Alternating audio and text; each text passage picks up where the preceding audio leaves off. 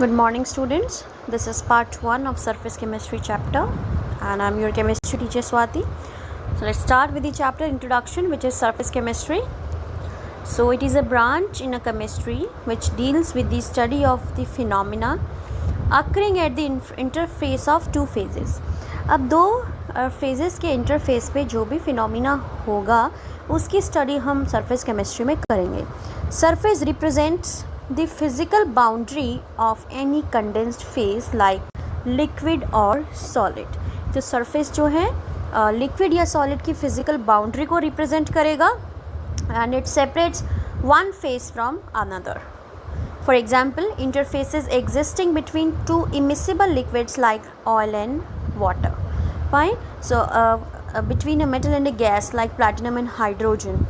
So जो surface chemistry है उसमें सरफेस क्या कर रहा है, एक फिज़िकल बाउंड्री बता रहा है लिक्विड और सॉलिड की, और वो जो बाउंड्री है वो एक फेज़ को दूसरे फेज़ से अलग करेगी.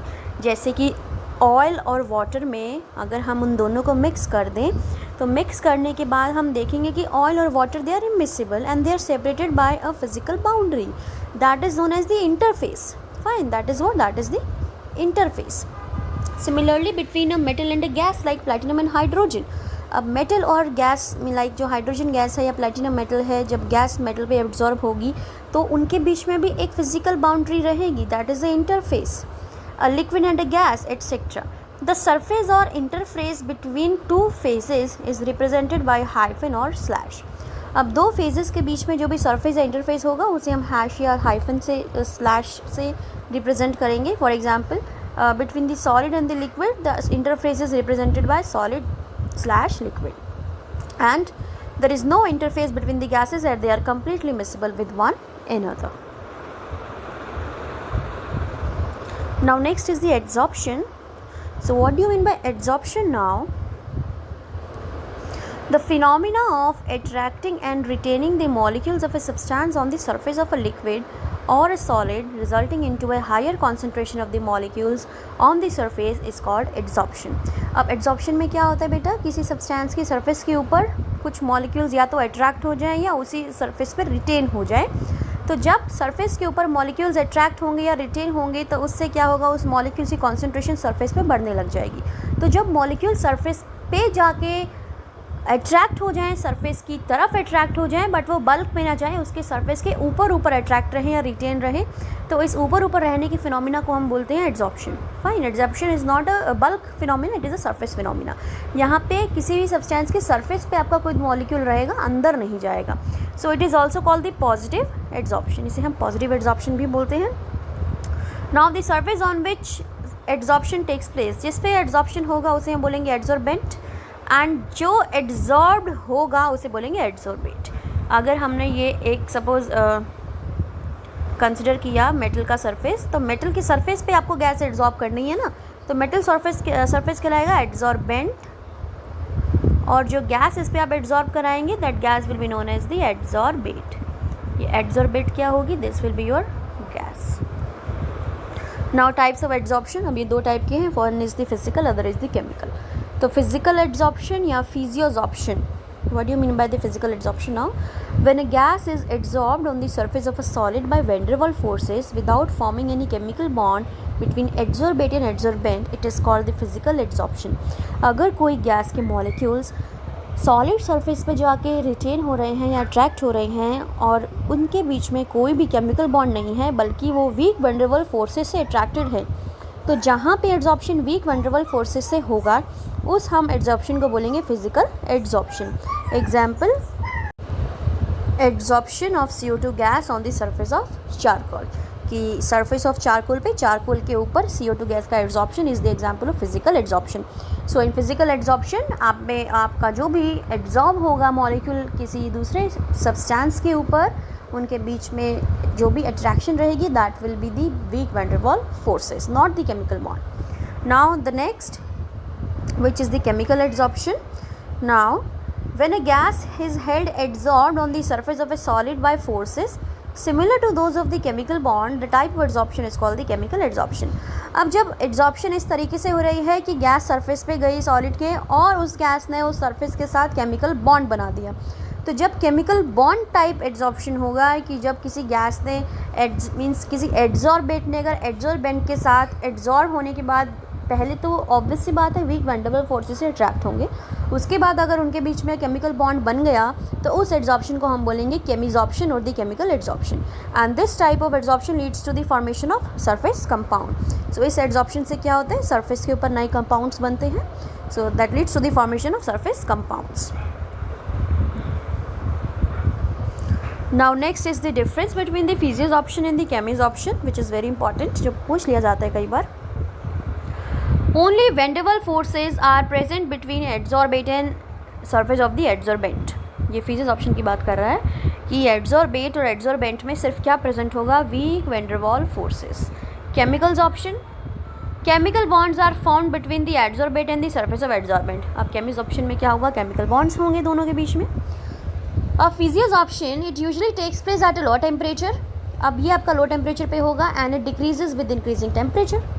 But chemisorption it takes place at high temperature. देखो अब केमिकल बॉन्ड बनना है, कोई केमिकल रिएक्शन अगर होनी है तो ऑब्वियस सी बात है उसको टेम्परेचर चाहिए होगा, क्योंकि रिएक्शंस होने के लिए उनको एक्टिवेशन एनर्जी चाहिए रहती है। तो केमिकल्स ऑप्शन जो है या केमिजॉर्प्शन जो है ये हाई टेम्परेचर पे रहता है, but physics option low temperature पे, क्योंकि जो एड्जॉर्प्शन है ये एक अगर बोला जाए तो एक्सोथर्मिक प्रोसेस है।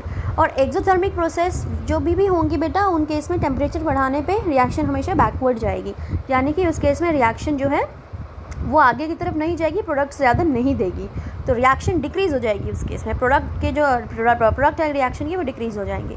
सो फिजिक्स ऑप्शन तो बेसिकली डिक्रीज़ करता है हाई टेम्परेचर पे, बट केमिजॉर्प्शन इंक्रीज़ करता है, ठीक है, बट एक टाइम तक केमिजॉर्प्शन इंक्रीज़ करेगा टेम्परेचर बढ़ाने पे। जब आपके number of products completely fill हो जाएंगे उसके बाद वो डिक्रीज़ करेगा, ठीक है। अब now it is reversible, physisorption reversible है एंड केमिजॉर्प्शन जो है it is irreversible. It is related to the ease of liquefaction of the gas and the extent of adsorption not related to the liquefaction of the gas, ठीक है।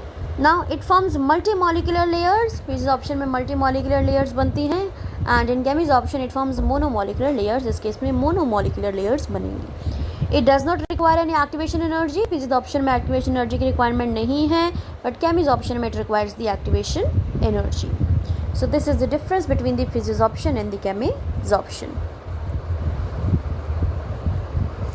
Now next is the desorption.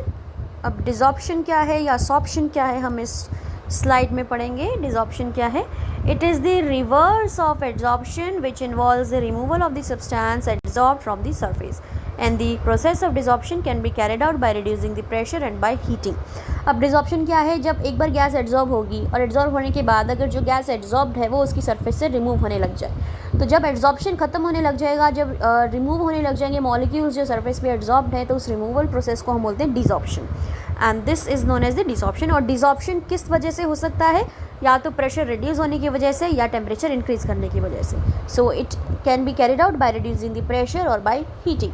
अब now next is the sorption. अब sorption क्या है बेटा, sorption in adsorption the concentration of the molecules of a substance is more in the bulk than at the surface. Fine, it is saying absorption में क्या है कि molecules की जो कॉन्सेंट्रेशन है सब्सटेंस की वो बल्क में ज़्यादा है than at the surface and the molecules in the bulk are uniformly distributed. और बल्क में जो मॉलिक्यूल्स है वो यूनिफॉर्मली डिस्ट्रीब्यूटेड होंगे।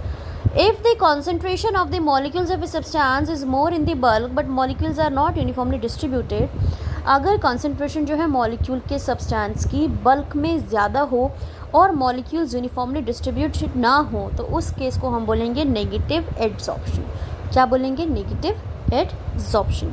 So it is saying if the concentration of the molecules of a substance is more in the bulk but molecules are not uniformly distributed, then it is called the negative adsorption when both adsorption and absorption takes place together and are indistinguishable, then we use the term sorption।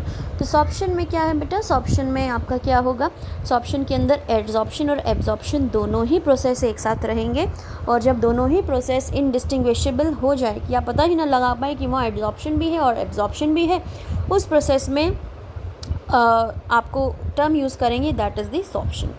तो जहाँ पे दोनों process एक साथ हों, adsorption भी और absorption भी। तो जहाँ भी ये दोनों प्रोसेस एक साथ होंगे उस केस में we use the term sorption. तो सॉर्प्शन के अंदर एड्जॉर्प्शन और एब्जॉर्प्शन दोनों आ जाएगा। देखिए यहाँ पे आपने एक चीज़ पढ़ी है नेगेटिव एड्जॉर्प्शन। तो नेगेटिव एड्जॉर्प्शन कब होगा? जब आपकी बल्क में कॉन्सेंट्रेशन तो होगी मॉलिक्यूल्स की, बट वो यूनिफॉर्मली डिस्ट्रीब्यूटेड नहीं होगी। ठीक है, जब यूनिफॉर्मली डिस्ट्रीब्यूटेड नहीं होंगी इन दी बल्क तो हम इसे बोलेंगे नेगेटिव एड्जॉर्प्शन। और जब सरफेस के ऊपर एड्जॉर्प्शन होगी सिर्फ तो उसको हम बोलेंगे पॉजिटिव एड्जॉर्प्शन। ठीक है, और जब बल्क में कोई भी चीज़ यूनिफॉर्मली डिस्ट्रीब्यूटेड होगी तो हम उसे बोलेंगे एब्जॉर्प्शन। और जब दोनों प्रोसेस एक साथ होंगे, एब्जॉर्प्शन भी और एड्जॉर्प्शन भी, तो जब दोनों प्रोसेस एक साथ हो रहे हैं तो वहाँ पे हम टर्म यूज़ करेंगे sorption. So this is it in this video. In the next video I will discuss the part 2 of surface chemistry.